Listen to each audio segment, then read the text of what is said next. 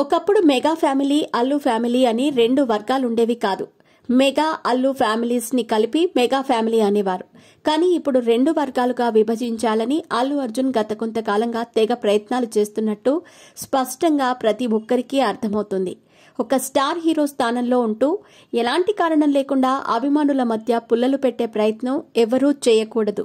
కానీ అల్లు అర్జున్ అలా రిపీట్ చేస్తూ పోతున్నాడు. చెప్పను బ్రదర్ అంటూ పవన్ కళ్యాణ్ అభిమానులను అవమానిస్తూ వాళ్లని రెచ్చగొడుతూ గొడవలకు శ్రీకారం చుట్టాడు. ఆ తర్వాత ఆ సమస్య సర్దుకుంది. మళ్లీ అందరూ బావున్నారు అని అనుకుంటున్న సమయంలో మళ్లీ గొడవలకు దారితీశాడు. ఎన్నికల సమయంలో మన ఆంధ్రప్రదేశ్ ఎంత వాడి వేడి వాతావరణంలో ఉందో ప్రత్యేకించి చెప్పనవసరం లేదు.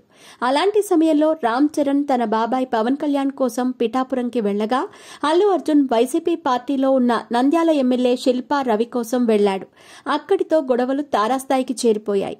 అల్లు అర్జున్ మనసులో ఉన్న ఉద్దేశాన్ని తెలుసుకున్న మెగా అభిమానులు అతన్ని ఇష్టం వచ్చినట్టు తిట్టటం మొదలుపెట్టారు. ఆ తర్వాత మళ్లీ వాతావరణం మామూలు స్థితికి వచ్చింది.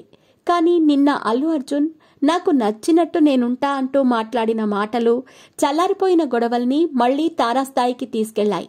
ఇలా తన మీద ఉన్న కోపాన్ని పవన్ కళ్యాణ్ అభిమానులు, మెగా అభిమానులు మర్చిపోయే కొద్దీ రెచ్చగొట్టి మరీ తన మీద నెగటివిటీని పెంచుకుంటున్నాడు అల్లు అర్జున్. ఎందుకిదంతా? దగ్గర్లో పుష్ప ది రూల్ చిత్రం ఉంది. ఈ సినిమాలో నేను మెగా కంటే పెద్ద హీరోని అని చెప్పుకునే ప్రయత్నం చేస్తున్నాడా అనే సందేహం అందరిలో నెలకొంది. ఇదంతా పక్కన పెడితే అల్లు అర్జున్ గతంలో నా తండ్రి అల్లు అరవింద్ కంటే చిరంజీవి అంటేనే ఇష్టం అనేవాడు. ఇప్పుడు చిరంజీవి మీద కూడా ఇష్టం తగ్గిపోతున్నట్టుగా అనిపిస్తుంది.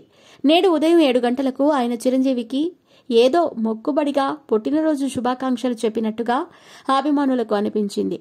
ఆ ట్వీట్లో ఎలాంటి ఆప్యాయత లేదు. కానీ జూనియర్ ఎన్టీఆర్ పుట్టినరోజు వచ్చినప్పుడు మాత్రం పుట్టినరోజు శుభాకాంక్షలు బావా అంటూ దేవరాజ్ చిత్రంలోని డైలాగ్ ని కూడా అదనంగా జతపరిచి ట్వీట్స్ వేసేవాడు. బంధుత్వం లేని వ్యక్తికి మాత్రం ఎనలేని ప్రేమ చూపించి ఆయన ఎదిగేందుకు కారణమైన చిరంజీవి, పవన్ కళ్యాణ్ ని మాత్రం ఎంత తొందరగా వదిలించుకుంటే అంత తొందరగా వదిలించుకోవాలని తెగ ప్రయత్నాలు చేస్తున్నట్టు అందరికీ అర్థమవుతోంది. మెగా అభిమాని అనేటోడు చిన్నప్పటి నుండి చిరంజీవి, పవన్ కళ్యాణ్ సినిమాలకు ఎంత ఉత్సాహంగా టికెట్లు తెంపేవారో అల్లు అర్జున్ కి కూడా అదే విధంగా తెంపేవారు. ఇప్పుడు వాళ్లకి కూడా ఆయన సమాధానం చెప్పేందుకు ఇష్టపడటం లేదు.